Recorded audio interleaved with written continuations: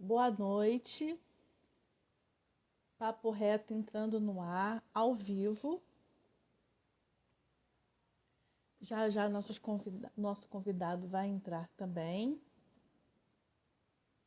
E vamos começar a nossa live de hoje sobre o impacto da Previdência nas gerações futuras.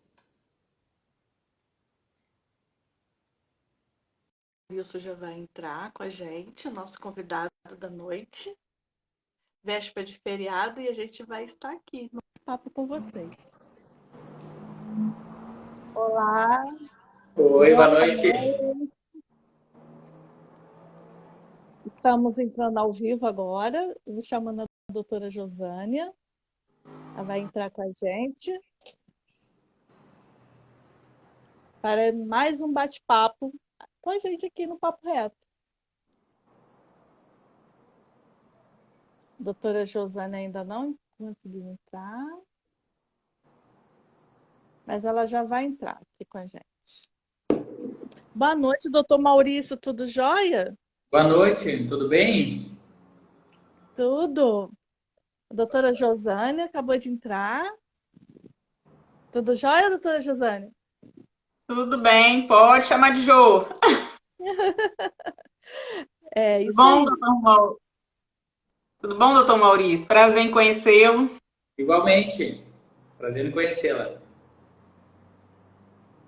Então, hoje nós convidamos o doutor Maurício para bater um papo com a gente sobre o impacto da Previdência nas gerações futuras. Doutor Maurício, com a sua vivência, né, trazer esse bate-papo hoje para a gente, como que a gente olha os jovens hoje, né, entrando no mercado de trabalho, e a gente não percebe, pelo menos eu não percebo, né, não sei se você percebe, e a Josana também, que eles não têm essa preocupação com o futuro, né? Dos recolhimentos, como se planejar para o futuro, diante da grande reforma e outras mini reformas que a gente vem acompanhando. Essas gerações futuras, qual a perspectiva delas? O que você acha? Elas estão preocupadas, não estão preocupadas? O que elas deveriam estar pensando nesse momento, né? Para se preparar para esse futuro, que esse futuro está logo ali, né? Porque a gente fala como se fosse uma coisa distante, e quando se percebe, já chegou. Porque, por exemplo, a minha geração, essa geração de 40 anos, mais ou menos, que estava no meio do caminho, foi sorteada aí, né, com essa reforma, e muita gente que estava com aquela perspectiva de uma possível aposentadoria com 55 anos, 56 anos, entrou na frustração, porque ela não vai conseguir, né, chegar no que ela estava planejando antes. Então, pode começar a falar aí com a gente alguma coisa, para a gente poder ir batendo esse bate-papo. Certo. Então, boa noite a todos, agradecendo pelo convite, né? E como o nome do canal já diz Papo Reto, então eu vou ser direto Isso. com as respostas, vou tentar ser certeiro. É óbvio que isso é uma pergunta extremamente complexa. Eu fiquei pensando o que eu deveria falar para alertar as pessoas sobre o futuro delas, né? Ainda mais agora, principalmente com a situação da pandemia, onde tudo mudou, né? Eu costumo dizer que estabilidade não existe, porque às vezes você se planeja até demais para uma determinada ocasião e as regras mudam ao longo do tempo, né? Num piscar de olhos tudo mudou.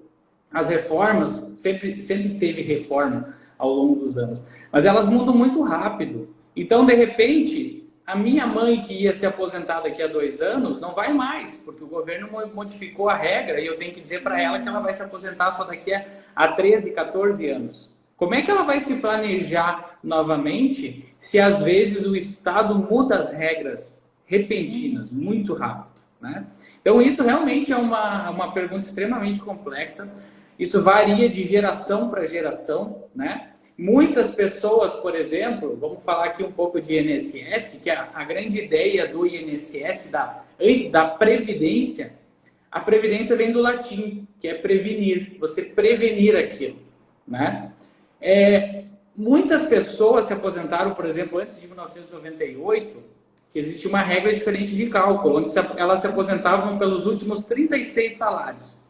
Então você imagina, um empregado que estava numa empresa, faltava 3 anos para ele se aposentar. O que ele fazia? Ele começava a trabalhar, fazer hora extra, porque aquilo somava no cálculo dele para ele ter uma aposentadoria melhor daqui a 3 anos. Então isso era uma situação que acontecia. Então faltando 3 anos antes de 98, trabalhava e ele sabia que ele ia ter uma expectativa que ia aumentar a renda dele, né?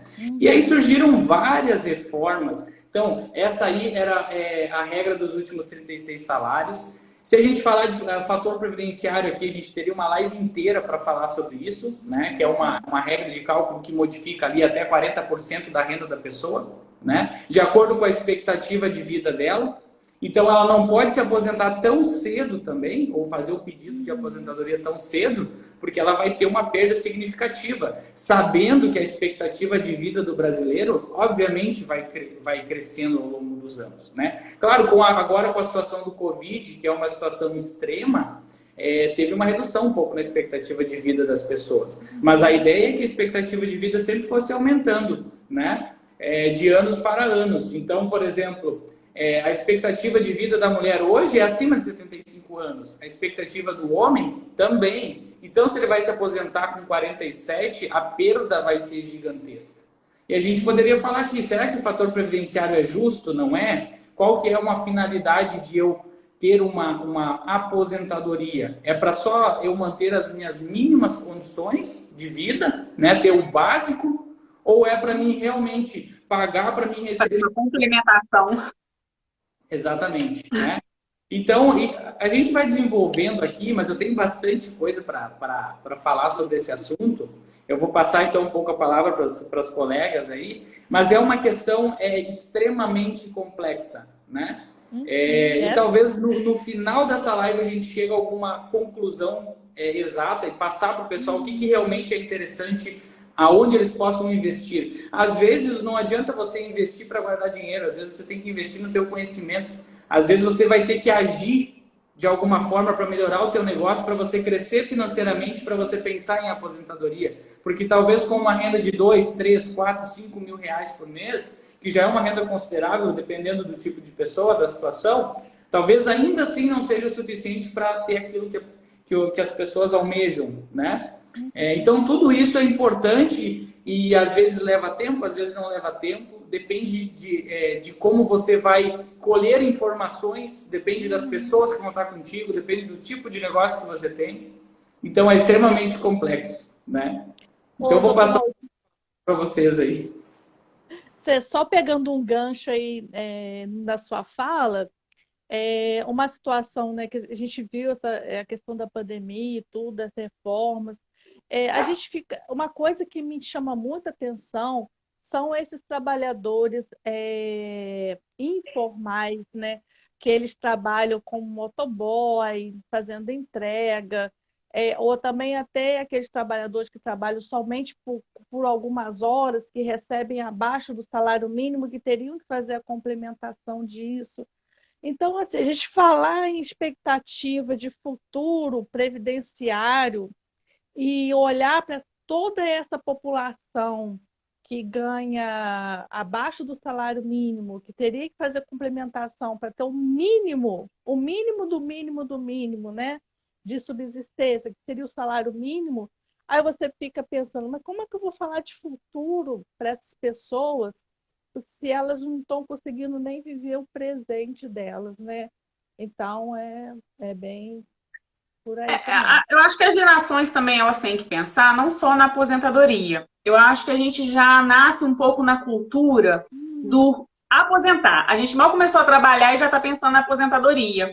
Eu não sei se vocês têm essa sensação, né, na vivência de vocês. Mas a previdência social também não é só a aposentadoria. Tem o auxílio-doença, né, quando você se vê privado, porque a previdência social é para quando você se vê privado, né, ou haver aquela substituição financeira. E as pessoas não têm muito essa maturidade. E também aquela ideologia, por exemplo, se a geração atual já não entende do direito previdenciário, muitas pessoas acham que vão aposentar com a última remuneração que recebem. Tem pessoas que ficam assim, não, mas eu vou aposentar só com isso, mas eu recebo muito mais, como que eu vou aposentar só com isso? É um absurdo. Exatamente, porque não entendem essa questão do fator previdenciário, né? Ficam um pouco revoltados quando não sabem disso, ou até acham que o advogado está fazendo cálculo errado. Tipo, não, está muito baixo. Realmente fazer esse planejamento futuro gera uma certa insegurança, porque você veja só, a última reforma foi em 98, assim, a mais impactante. Ou seja, daqui 22 anos também pode ter outra reforma, o que é agora pode já não ser mais. Tem todas essas inconstâncias da vida. Tem aquelas pessoas também que ficam pagando só uma vez ao ano para não perder a qualidade de segurado. Tem jovens que nem essa maturidade de tipo, olha, eu já tenho que começar... Porque todo mundo, a princípio, tenta um pouco, principalmente quando é autônomo, né? Porque quando é funcionário já é automático. Mas quando é autônomo, as pessoas ainda também tendem a fugir, né, o máximo de pagar a sua previdência social. Então, essa conscientização e esse impacto da previdência social na geração futura, eu acho que ela tem dois viés. Um seria a conscientização das pessoas do que é a previdência social e se a previdência social vai conseguir também se manter no futuro com essa quantidade de pessoas que estão contribuindo ou não para a previdência. As pessoas estão começando a recolher com mais idade, porque assim, elas vão para a faculdade, da faculdade muitas vezes elas vão para o mestrado, do mestrado elas vão para o doutorado, e aí elas não têm essa consciência de já começar a recolher suas contribuições previdenciárias, e aí quando elas inserem no mercado de trabalho, elas já estão com uma determinada idade avançada, e só a partir dali que elas começam a recolher também. Então são muitos viés, né, do impacto da previdência social, da consciência do que é a previdência social para o futuro.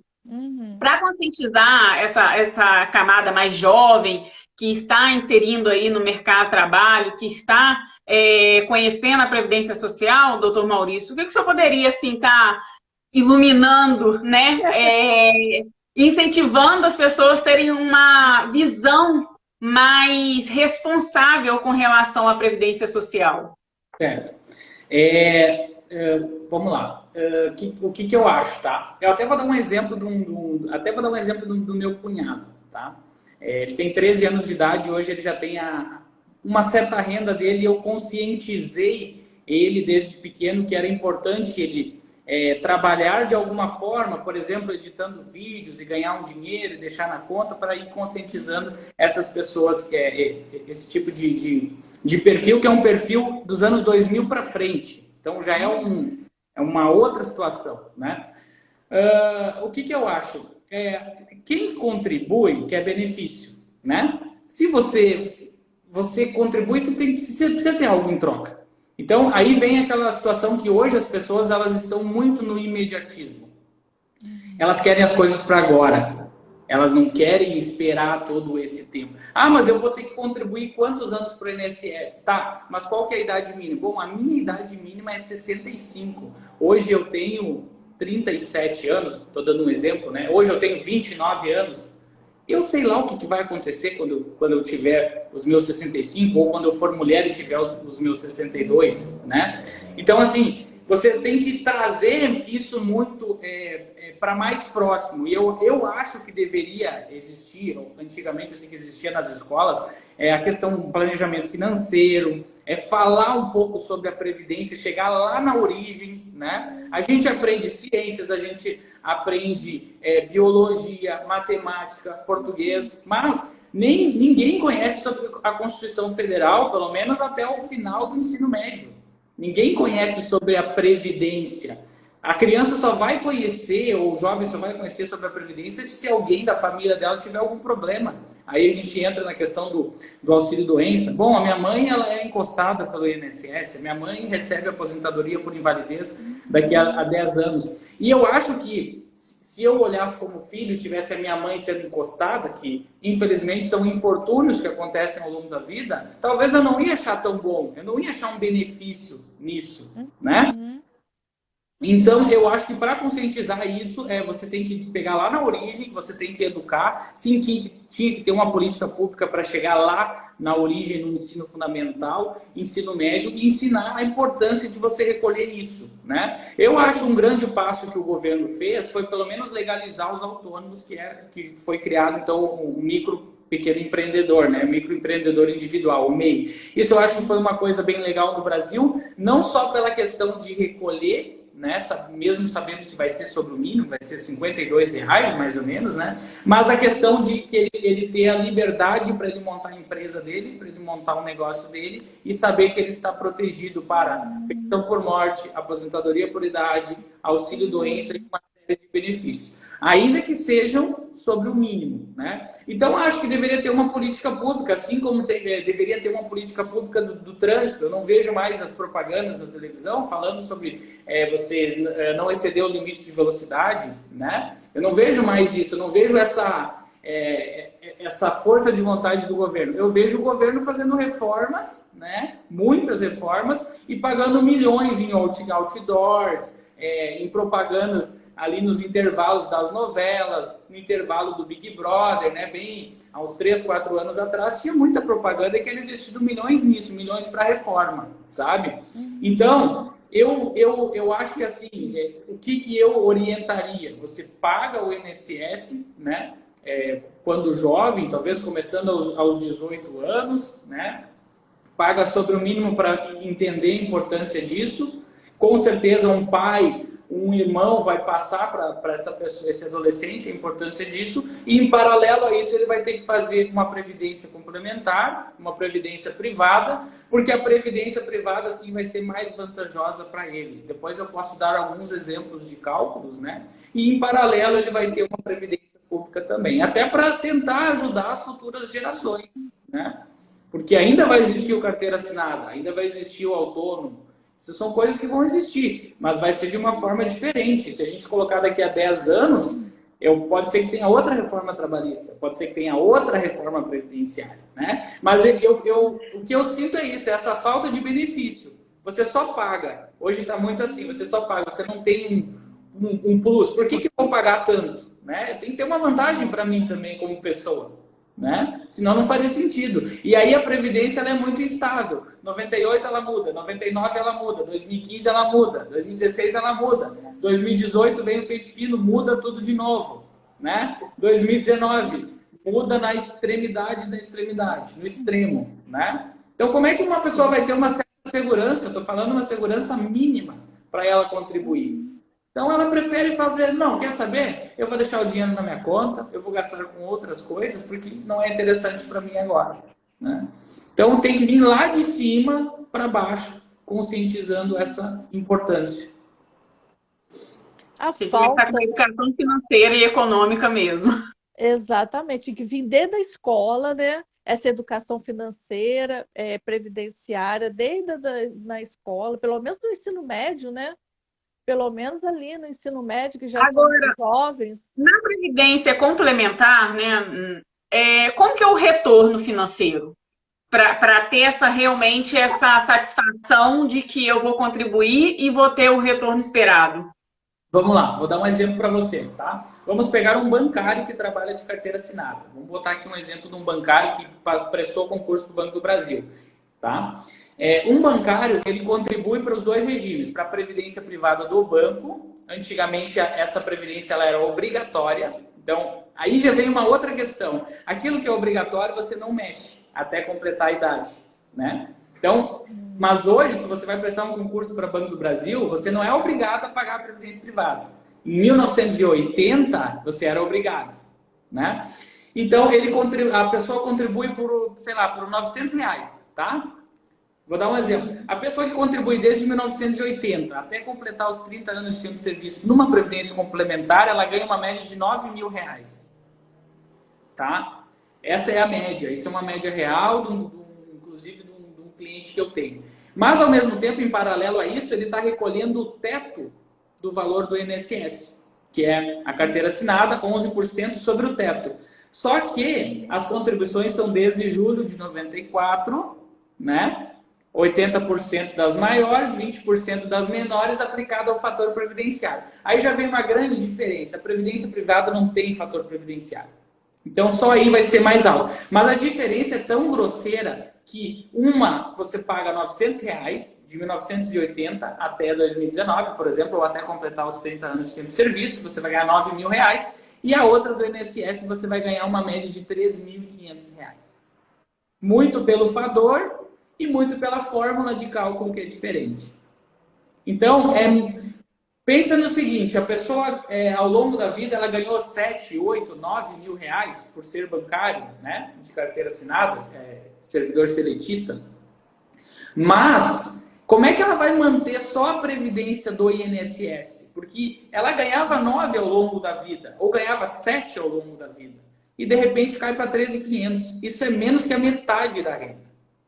Né? Então compensa muito ele ter pagado essa previdência privada, porque essa realmente vai dar o benefício. A outra não vai dar o benefício porque aí tem um sistema muito mais complexo, né? A previdência privada é melhor do que uma poupança? Muito. Sim. Sim, porque a previdência privada, por exemplo, a própria instituição que gere ela pode colocar também investimentos. Né? Então ela pode colocar, ela pega o dinheiro da previdência e ainda joga no investimento, num tesouro fixo. E a pessoa pode resgatar, se quiser, vamos supor, desistir de ter previdência privada. Ela consegue resgatar, né? Consegue resgatar ainda. Se acontecer algum problema, ela consegue resgatar, né? Eu estou falando mais dessas questões para que os ouvintes eles consigam se sentir motivados, né? De, por exemplo, a previdência social, você vai depositar, mas você não vai poder resgatar quando você achar que tem que resgatar. Se você utilizar, utilizou. Se você não utilizar, vai ficar lá. E muitas vezes as pessoas ainda focam muito quando falam de investimento, só em poupança. As pessoas realmente, talvez por falta dessa cultura financeira, muitas pessoas ainda só veem uma forma de guardar dinheiro a poupança. E existem outras formas mais vantajosas. A previdência privada, talvez, no máximo que a pessoa vai ter é um prazo para fazer esse resgate, né, Isso. doutor Maurício? Mas Isso. O que às vezes talvez incentiva até a pessoa a continuar naquele plano. Mas também se a pessoa se vê privada financeiramente, a pessoa também não é penalizada por aquele mês não contribuir, ou ela não. Ela vai ali gerando uma dívida por ter optado por aquela previdência privada. Assim, aí depende muito do fundo que a pessoa escolhe, né?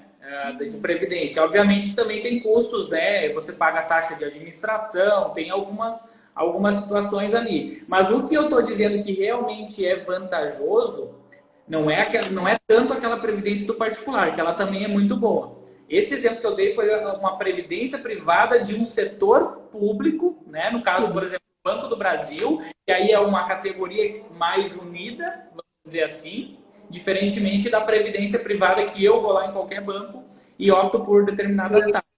Aí tem que ser analisado isso, né? Mas o que eu quero dizer?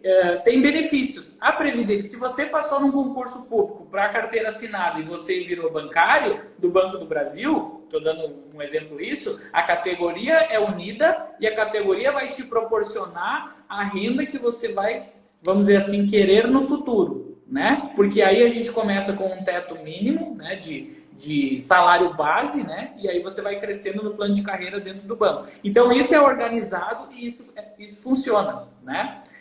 Obviamente, se você pagar uma previdência privada em paralelo e só ficar pagando R$200, R$150, o teu retorno vai ser muito pouco também, né? Não vai ter um retorno tão considerável. Às vezes até a previdência do INSS vai ser até maior, né? Se for carteira assinada ou algo parecido, né? Mas o que eu quero dizer é que as categorias, elas se protegem, né? E elas garantem, vamos dizer assim, determinado futuro para nichos específicos, né? Então, por exemplo, aí depende da tua profissão, depende se você vai prestar um concurso público, depende do que você quer fazer, né? Tem gente que faz previdência privada, mas para levantar daqui a 5, 7 anos o valor. Tem gente que nem quer se aposentar, aguardar 30 anos, né?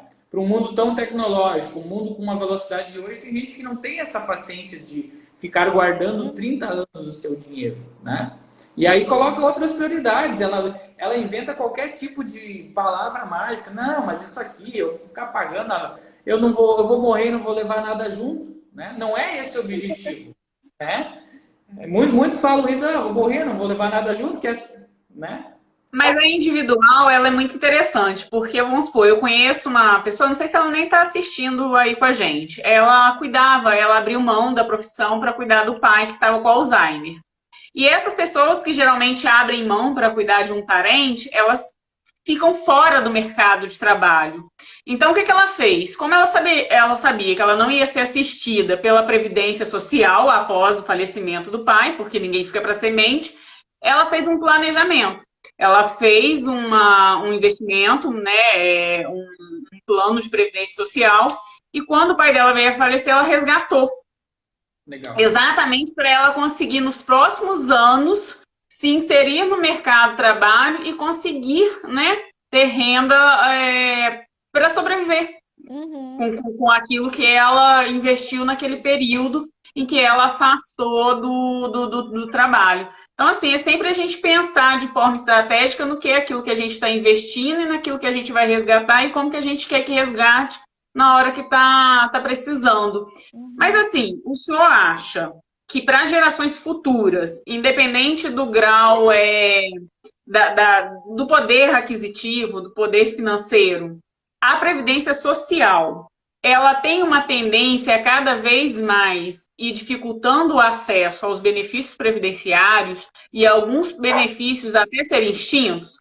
Exemplo, a pensão cada vez mais ela vai ficando restrita o acesso e, além de ficar restrito o acesso, o tempo de durabilidade. O senhor acha que, assim, com o tempo, alguns benefícios tendem a não ser mais previstos pela Previdência Social ou não? Eu acho que ao longo dos anos, sim, teve um corte gigante de direitos, né? A Previdência ela nunca foi falida, porque a quantidade de contribuições é imensa a nível Brasil, ainda que existe uma certa sonegação, né? Mas é imensa. Então, a gente tem, por exemplo, 5% dos estádios das bilheterias dos estádios de futebol vai para a Previdência. O segurado especial contribui sobre 2,5% da produção para a Previdência. Todo mundo que trabalha de carteira assinada contribui sobre a Previdência. As empresas contribuem sobre o lucro líquido e o lucro bruto, né? O MEI, com quantas pessoas que eram autônomos, né, que estavam escondidos, se legalizaram, criaram um CNPJ e contribuíram para a Previdência, né? Lá em 1994 foi criado algo que se chama desvinculação de receita da União, né? Que é conhecidamente como DRU. O que eles fizeram? Tudo que entrava para a Previdência, 30% era desviado para cobrir rombos que o próprio governo fazia. E aí, juros da dívida pública, Copa do Mundo, estádios, Olimpíadas que aconteceram no Brasil, sempre foi assim. Só que lá em 1994 era 20% que era desviado legalmente para pagar outras coisas. Em 2016, salvo engano, o governo fez uma outra reforma para tirar mais 10% e começou a vender a ideia que a Previdência estava falida. Se eles estavam tirando dinheiro, mais 10%, como é que a Previdência estava falida, né? Então, assim, aí fica muito fácil, né, dizer isso, né? Eu acho que assim, está tudo errado o sistema. O sistema está todo errado. Então, assim, você entra para um sistema que ao longo da vida ele vai modificar as regras e ele vai mentir, ele vai te enganar, ele pode te negar benefício, né? Se você não tiver o atestado correto, se o médico não emitiu o laudo corretamente, e você vai passar por todo um sistema, até de justiça também. Hoje a gente pode dizer, como é que eu vou valorizar a Previdência Pública se o INSS é o maior réu do país? Se as ações do INSS correspondem a 22,3% a nível Brasil, dados do CNJ de 2011. Tudo que tem na Justiça Federal, 22% é o INSS que é réu. Qual é o benefício que eu tenho de eu saber que eu vou entrar lá e eu não sei... Imagina, eu tenho uma perícia marcada de auxílio-doença. Imagina a ansiedade, a expectativa que a pessoa fica de ir no INSS saber se vai ganhar ou não, né? Quando aquilo deveria cobrir, né? A incapacidade deveria ser em grau ótimo. Se eu não estou em grau ótimo para voltar a trabalhar, fica no INSS até você se recuperar pelo menos 90%, 95%, né? Então, eu acho que é uma mentira, sabe? As pessoas ficam mentindo. Eu não boto a culpa só no governo, mas ao longo do tempo foi se criando mentiras, e a população talvez foi, não vou dizer que ela foi aceitando, mas ela foi levando, né? Ela foi levando. E aí todo mundo quer achar uma saída para resolver o problema. E é difícil você achar essa saída, né? Na realidade, é só quando a barriga dói é que as pessoas veem a necessidade de correr atrás de algo. Porque, por exemplo, com a pandemia, a quantidade de aposentadoria que aumentou de pedidos, foi necessário o quê? A barriga doer para se correr atrás. E aí saber quais foram os efeitos da reforma, onde todo mundo ficou muito quietinho. Exatamente. Deixou só uma determinada classe lutar, porque a pessoa não tem consciência daquilo que ela está deixando de lutar. Eu falei da pensão por morte porque eu tenho uma visão seguinte. Os padrões culturais, eles vão mudando com o tempo. E às vezes eles vão evoluindo, às vezes eles vão retrocedendo. E hoje em dia está voltando a ser muito comum um casal escolher quem vai continuar no mercado de trabalho e quem vai se dedicar ao lar, independente de ser homem ou mulher. E isso impacta o seguinte, hoje a Previdência Social, o tempo de duração de uma pensão é por causa da idade. E não pelo fato se você dedicava exclusivamente ao seio familiar ou não. Então, assim, se você se dedica ao seio familiar, mas você é jovem, você vai ter aquela pensão por menos tempo. E as pessoas não se preocupam. Elas só se preocupam com isso quando elas vão precisar da pensão e ver que aquilo não satisfaz a necessidade dela, tanto em questão de durabilidade quanto em questão de valor. Então, assim, eu vejo que a geração hoje, nova, ela não tem essa preocupação futura de reivindicar direitos, de ser mais participativo, de estar entendendo toda essa sistemática e alterações de direitos que vêm ocorrendo. Eu vejo que a geração de hoje ela tinha que ter uma preocupação muito maior que ela não tem. Exatamente. O senhor acha que isso decorre de quê? As pessoas vão deixando para frente. Amanhã eu penso nisso. Aí você não deu atenção para a reforma, aí agora veio, eu acho que o doutor Maurício travou. Eu estou ouvindo. Voltou? Tá ouvindo? Aí ninguém deu importância, como a Josana falou, aí agora veio pandemia, o pessoal começou a ver que precisava, né? Começou a pedir as pensões, começou a pedir aposentadoria. Então, é isso que a Ju falou. A pessoa só vai se preocupar quando a barriga doer. Pois é bem complicado, né? E aí talvez a gente precisa começar a pensar fora da curva, mas não só pensar no sentido de chegar aqui e dizer, talvez achar, isso às vezes eu fico pensando, será que eu não consigo criar algum tipo de planejamento, um plano estratégico, né? Um plano de ação para conseguir implementar isso, né? Mas aí fica muito difícil, porque a não ser que eu vá trabalhar no governo e tentar, né, modificar toda uma política, ou eu vou criar a minha previdência privada, né, a minha empresa, e eu vou descobrir os defeitos que existem no órgão público, na autarquia, que é o INSS, como acontece. O SUS, ele é bom, mas ele tem as limitações dele. O que eu vou fazer? O que os médicos fazem, né? Eu vou criar um hospital privado que eu vou ter um melhor atendimento, né? O INSS é a mesma coisa. Às vezes você vai lá, você se sente a pior pessoa do mundo, que você é destratado lá dentro, né? Você é de má fé. Quer saber? Eu nunca mais vou botar os pés lá. Eu vou para uma coisa privada. Eu vou fazer, né? Então, parece que no Brasil se criou essa cultura que o privado é melhor que o público, né? E o privado se aproveita disso, né? Seja no bom sentido ou até no mau sentido. Bom, olha, ali tem os defeitos dele, o Estado é assim mesmo, vamos criar uma coisa aqui que aqui a gente vai garantir mais, talvez até mais direitos, né?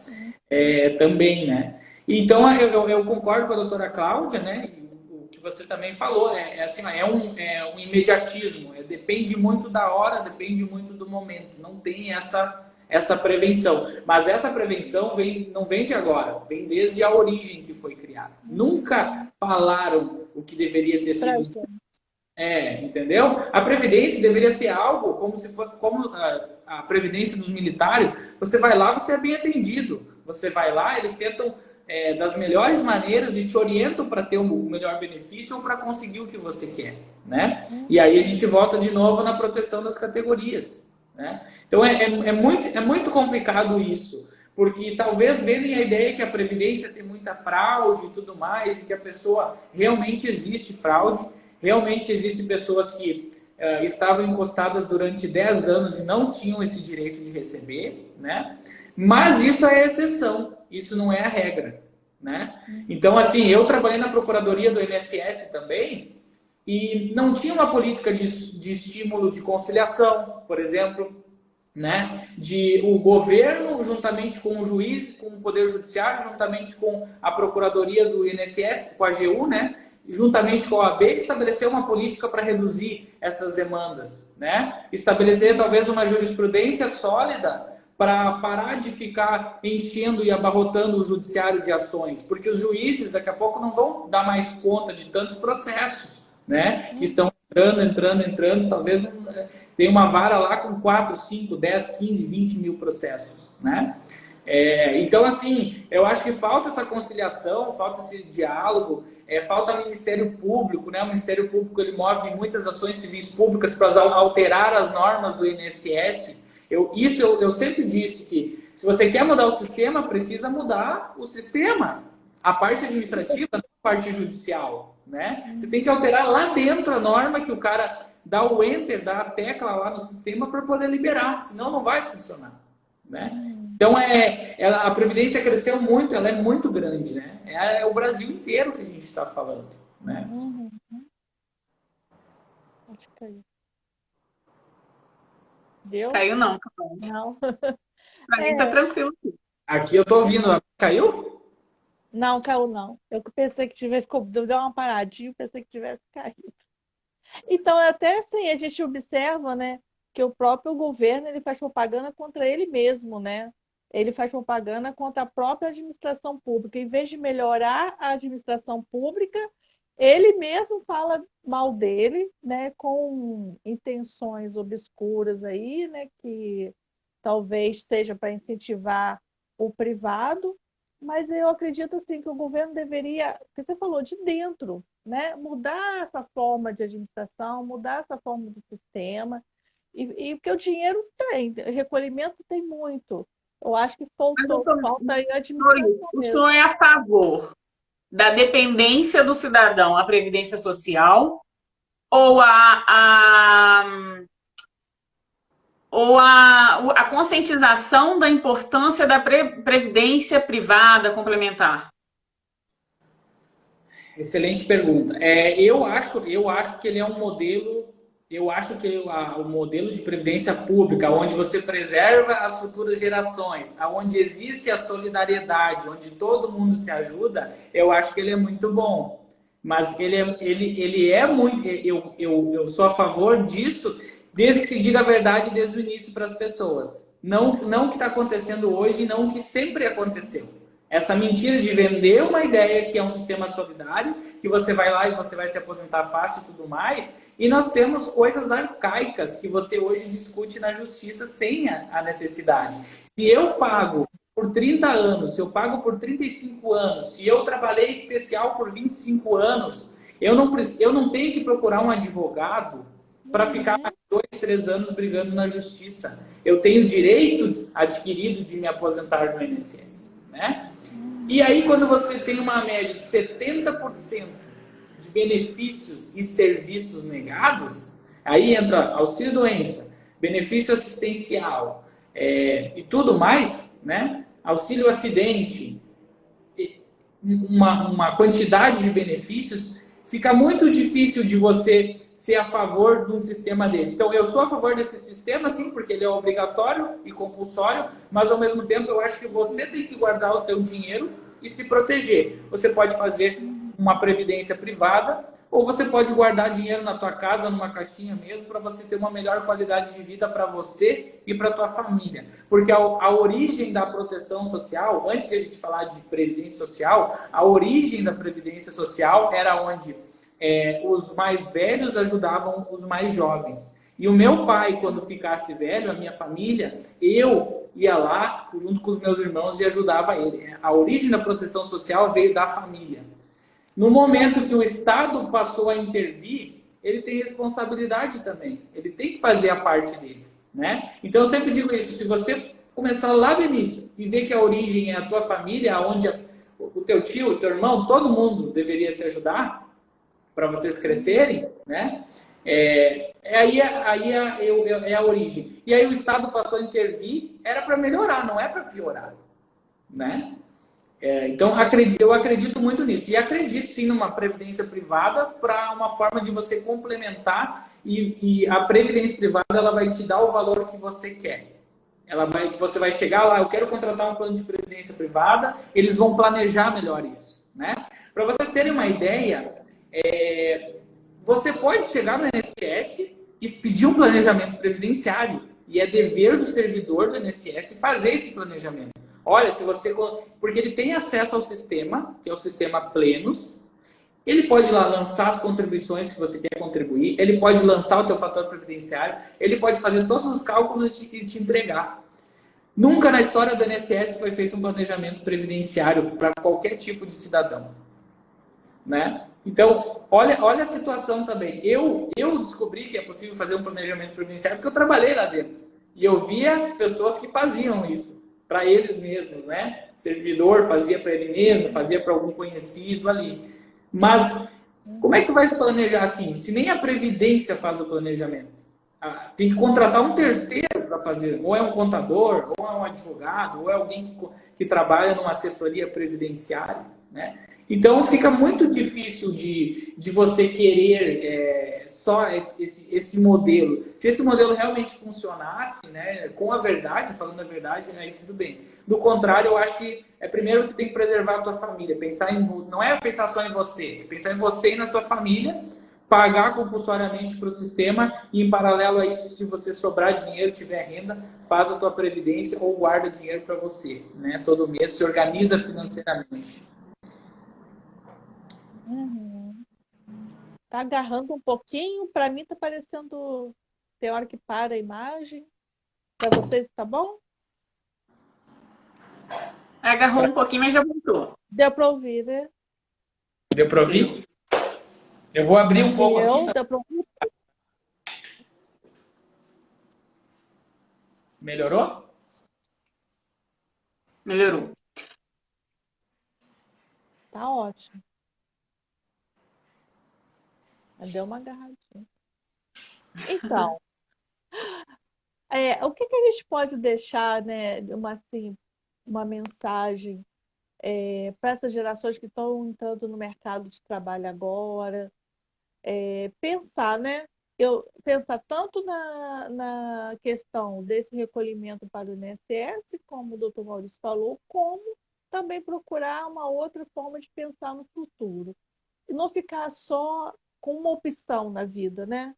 Tentar verificar outras maneiras, estudar outras maneiras, procurar informação com pessoas que possam, né, orientar. No começo você disse que estava fazendo isso com o seu sobrinho de 13 anos de idade já para guardar ali a poupança dele, né, fazendo pequenos trabalhos digitais. Eu acho que a gente que é adulto tem essa responsabilidade com essas gerações que estão vindo aí também, né? Com certeza. Até comentei, né, que eu acho que assim, eu ofereci para ele um pouco de dinheiro para ele, talvez assim, até valorizar o dinheiro, entender o que é o dinheiro, né? Então, com os bancos digitais, você pode colocar o cartão no nome da mãe e você vai depositando lá.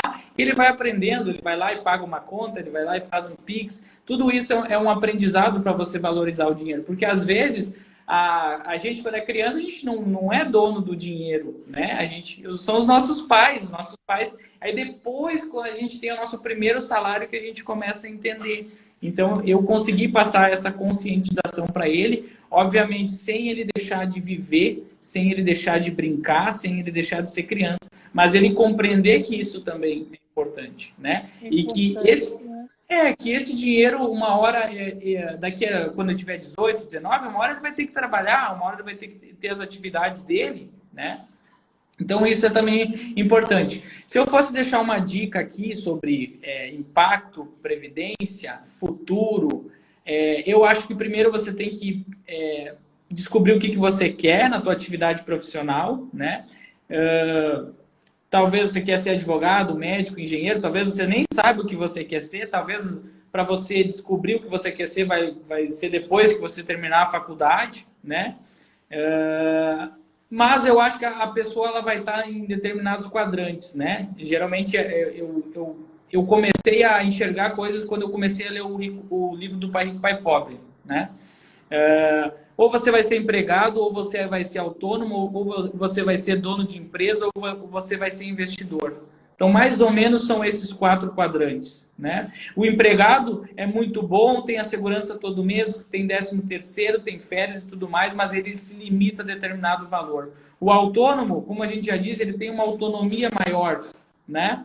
O dono de empresa, ele tem uma responsabilidade maior, porque exige montar uma empresa, ter um planejamento estratégico de negócio e saber qual é o lucro que ele vai ter. E o investidor é aquele que investe numa quantia mais alta ainda, né? Então, talvez você tenha que se colocar, saber que se você for empregado, você pode ter problema com o INSS, você pode ter acidente de trabalho, você pode ter problema trabalhista, com certeza ao longo da vida alguma pessoa vai precisar de advogado, né? Se você for autônomo, às vezes você é autônomo, mas você na verdade é um empregado, né? Aí entra a questão da pejotização e tudo mais também, que existe muito, vai crescer muito isso, né? Então, se eu fosse dar uma dica, primeiro é você investir no teu conhecimento, tentar achar, eu sei que é difícil, mas tentar achar pessoas próximas de você que vai fazer você pensar de outra forma. Hoje nós estamos na era do acesso à informação, qualquer coisa que você quiser procurar sobre qualquer tipo de assunto você encontra. Eu não posso dizer que é o conteúdo de... às vezes você não vai encontrar o conteúdo de melhor qualidade. Mas se você pesquisar sobre qualquer coisa hoje, você tem acesso a essa informação, né? Mas, ao mesmo tempo, nós estamos numa época em que as pessoas estão consumindo muito. Então, por exemplo, se você abrir o Instagram, você sabe que em 5 minutos você vai ter 4 ou 5 anúncios no mínimo passando por você, tentando te tirar a atenção, né, de alguma coisa ou não. Então não adianta você seguir 5.000 pessoas que você não vai conseguir acompanhar os stories de cada pessoa, né?